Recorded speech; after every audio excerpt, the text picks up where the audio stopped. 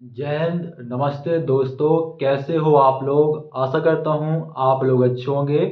IOCL यानी Indian oil corporation limited की तरफ से आपका नया नोटिफिकेशन जारी किया गया है, जिसमें ग्रुप सी के पदों पर आपकी वैकेंसी निकली हुई है।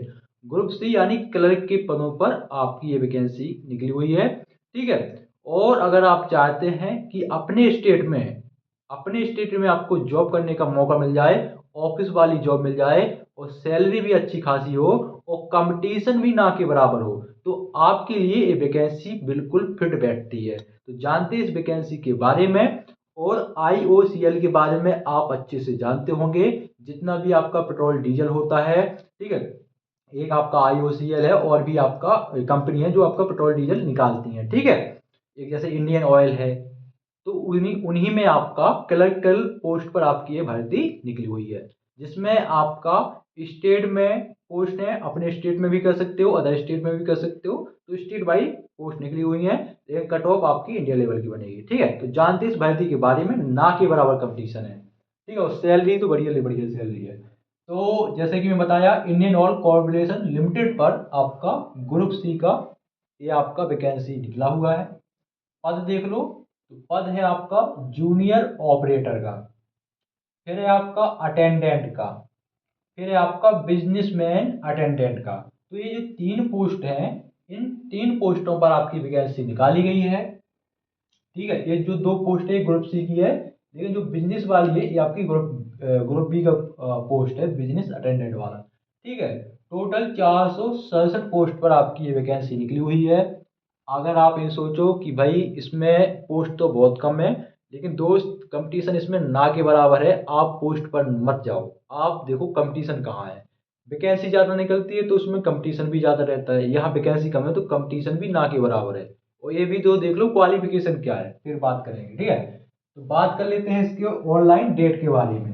ठीक है। तो इसका जो ऑनलाइन होना है वो 3 फरवरी से आवेदन स्टार्ट होना है। आवेदन की लास्ट डेट है 23 फरवरी।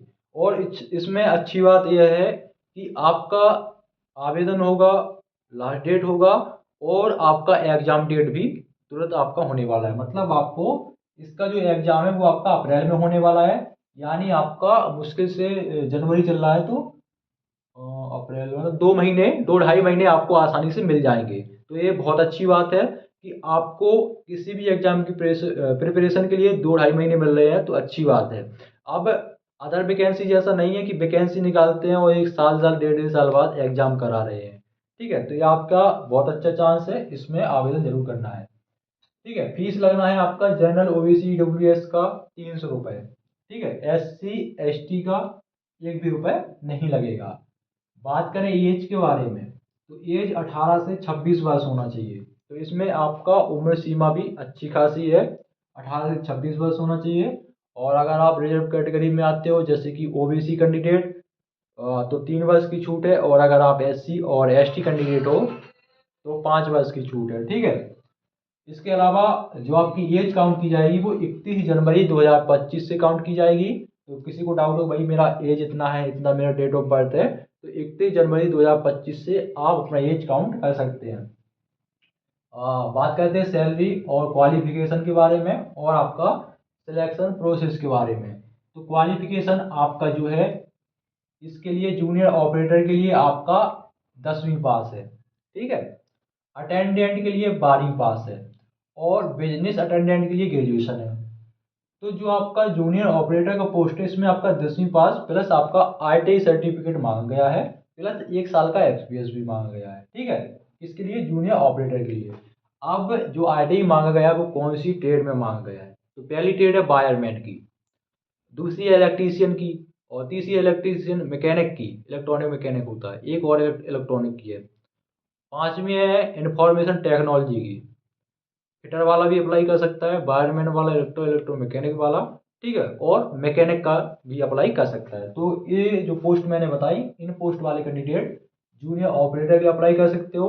अटेंडेंट के लिए केवल 12वीं पास, बिजनेस अटेंडेंट के लिए ग्रेजुएशन। ये आपकी योग्यता है। क्लियर।